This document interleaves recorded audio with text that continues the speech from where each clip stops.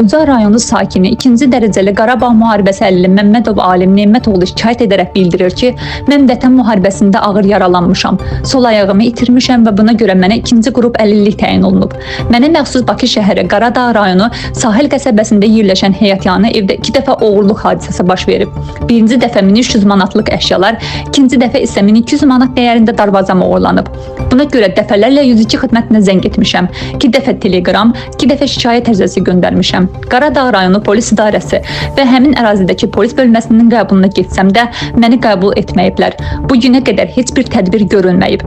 Mən Azərbaycan polisinə hörmət edir, onların xalqın təhlükəsizliyi üçün gördüyü işi yüksək qiymətləndirirəm. Lakin təəssüf ki, Qarabağ rayonu polis idarəsi mənim evimdə 2 dəfə baş vermiş oğurluq cinayətinin üstünü açmaq istəmir. Hörmətli Daxil İşlər Naziri cənab Vilayət Eyvazov, sizdən xahiş edirəm bu məsələni nəzarətə götürəsiniz və lazımi tədbirlərin görülməsini təmin edəsiniz.